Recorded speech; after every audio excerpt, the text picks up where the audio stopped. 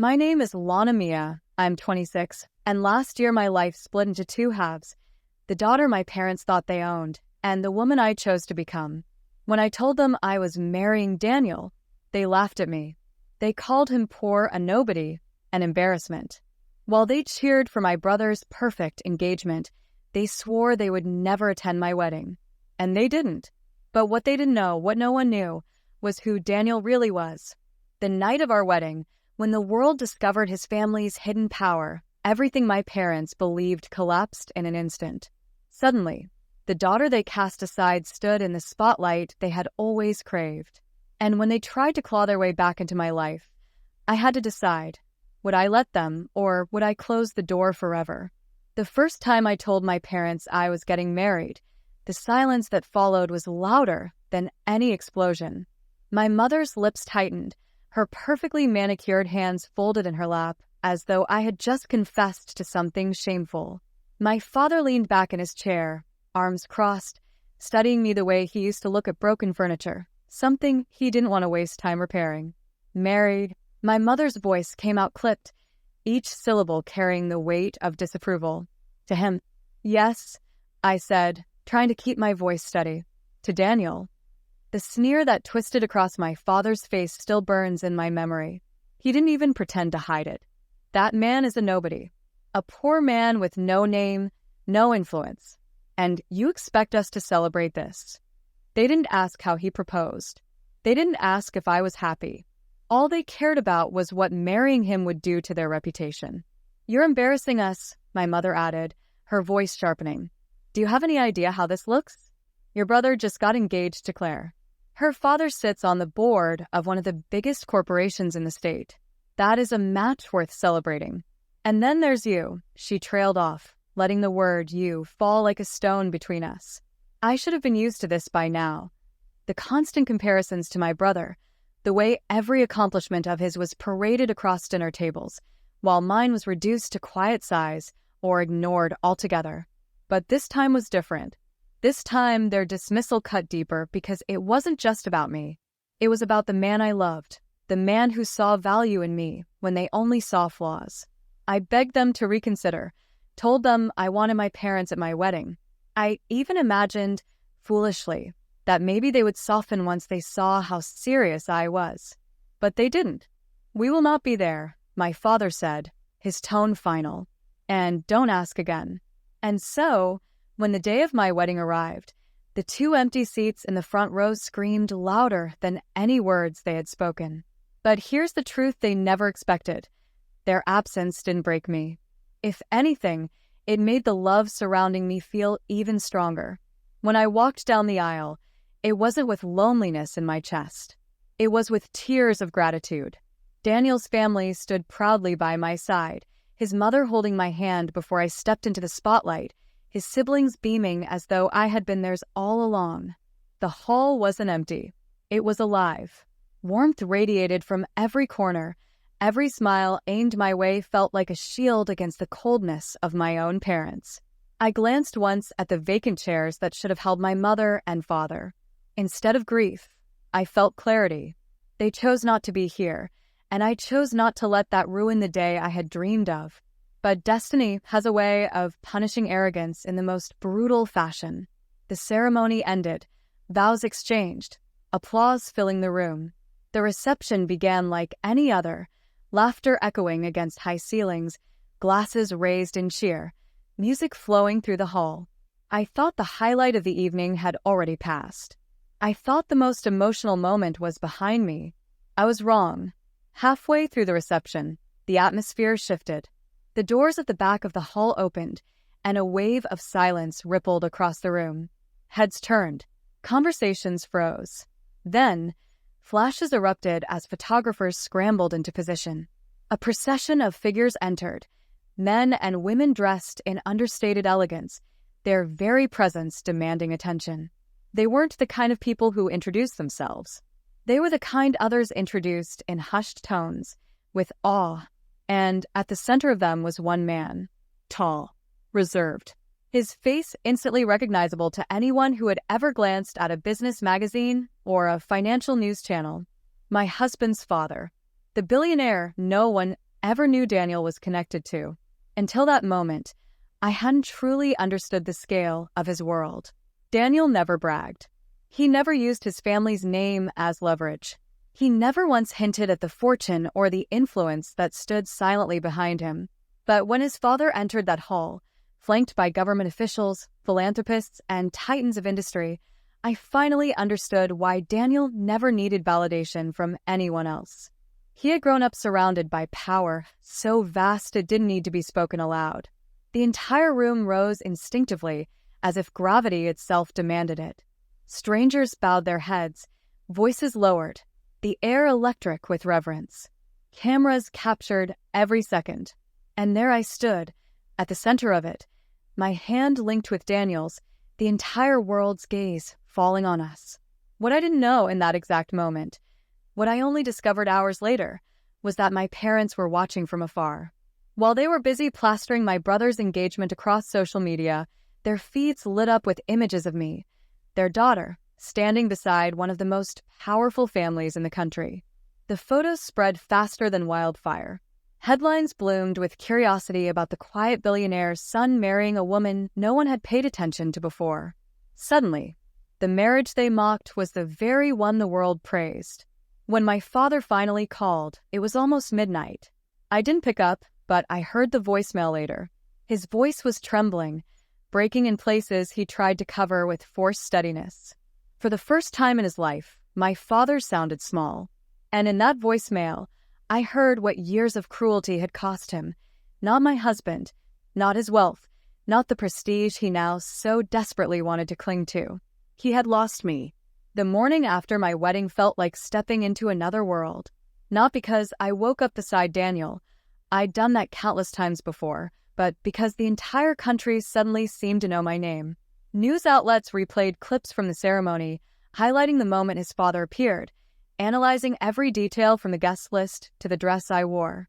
Strangers flooded comment sections, calling me the luckiest bride of the year. Some praised the love story. Others speculated about the empire I had just married into. What struck me most, though, wasn't the media frenzy. It was the silence from my parents.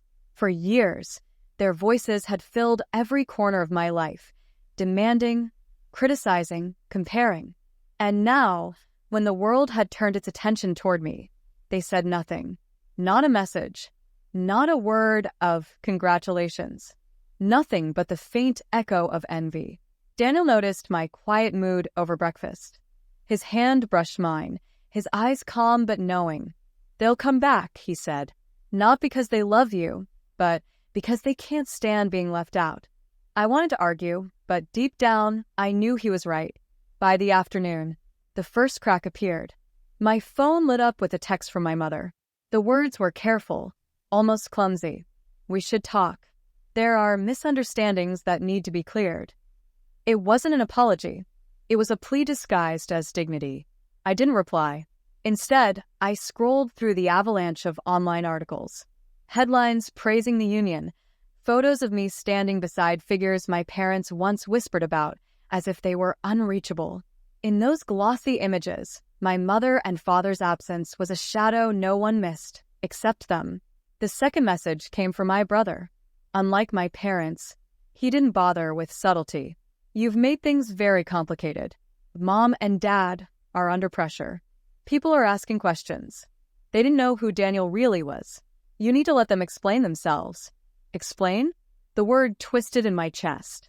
They had dismissed him as worthless, ridiculed me for loving him, refused to witness the most important day of my life.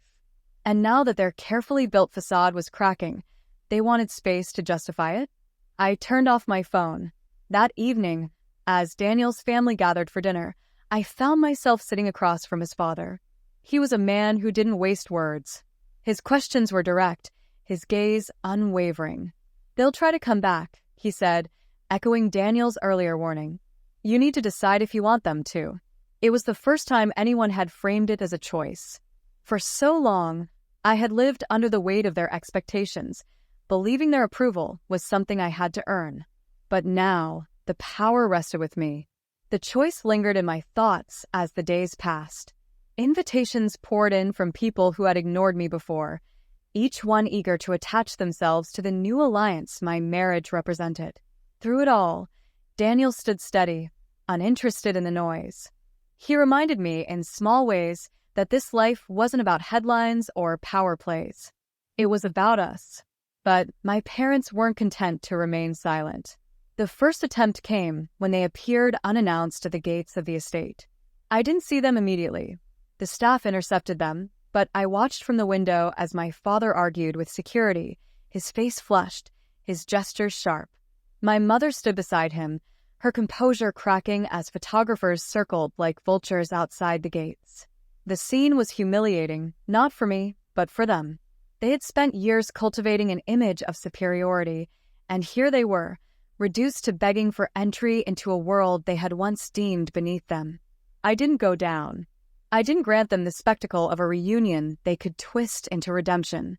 Instead, I let the gates remain closed, and the cameras capture their frustration. By nightfall, the images were everywhere. My parents standing outside a mansion they couldn't enter, their expressions betraying the desperation they had tried to hide.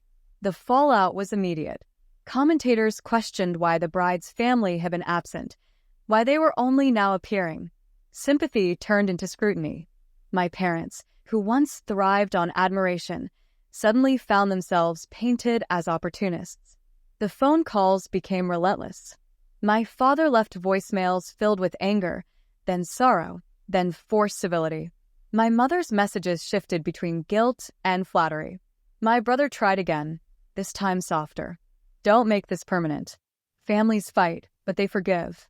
We can fix this. But the word forgive tasted bitter. Forgiveness s'emplit d'accidents, mistake, misunderstanding. What they had done wasn't a slip of the tongue or a moment of weakness. It was deliberate cruelty. And it wasn't the first time. It was simply the last straw. Still, I couldn't deny the sting of their absence. For all their failings, they were my parents. Part of me wanted to believe they could change, that the collapse of their pride might open the door to something genuine. But another part, the part that had walked down that aisle without them, knew better.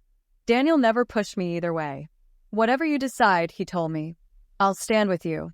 That night, I listened again to my father's first voicemail from the wedding night. His voice cracked on the word daughter. It was the first time he had ever sounded like a man who realized he wasn't invincible. The power shift was undeniable. For once, I held the silence, and they were the ones scrambling to fill it. But silence can't last forever. And as the days stretched on, their attempts grew bolder. An invitation arrived from my mother, not to their home, but to a public gala, a desperate bid to be seen together, to rewrite the narrative in front of others. Attached was a handwritten note. Please, we need you. The word need caught me, not love, not miss. Need. It wasn't about me. It was about survival. As I folded the note, I realized this was no longer a family dispute. This was a war over legacy, over image, over control. And whether I wanted it or not, I was holding the weapon that could destroy everything they valued.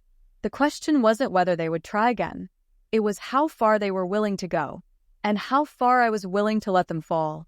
The invitation from my parents arrived wrapped in polished pretense. A gala held downtown, one of those glittering events where every handshake was currency and every smile hid calculation. On the surface, it was about charity. In truth, it was their last attempt to reclaim what they had lost: access, relevance, the image of a united family. I stared at the card for a long time. My mother's note was brief, almost fragile in its tone. We can make this right. But I knew better. Nothing about this was about me. It was about them scrambling to rewrite a story they thought had slipped too far out of their control. Daniel found me holding the invitation that evening. He didn't tell me what to do. He simply said, if you go on your terms, not theirs. So I agreed to attend, not as their daughter, but as someone they no longer had power over. The night of the gala, the venue pulsed with opulence, chandeliers, red carpets, the hum of ambition disguised as conversation. Photographers crowded the entrance, flashes breaking the dark like lightning. I arrived with Daniel's hand steady in mine, and behind us, his family moved like shadows of influence, their presence turning every head in the room. The moment we stepped inside, I saw them. My mother, dressed to perfection, clutching a glass as if it could steady her. My father, shoulders stiff, jaw tight, forcing a smile that didn't reach his eyes. My brother lingered nearby, his fiancée glued to his side, both of them trying to act as though nothing had fractured. The cameras were waiting. They wanted the picture. The reunion, the reconciliation, the proof that scandal could be buried beneath polished surfaces. My parents knew it too.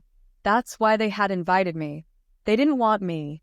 They wanted the photograph. My mother approached first, her steps rehearsed, her smile trembling with the weight of expectation. "Darling," she said, reaching for me. "You came."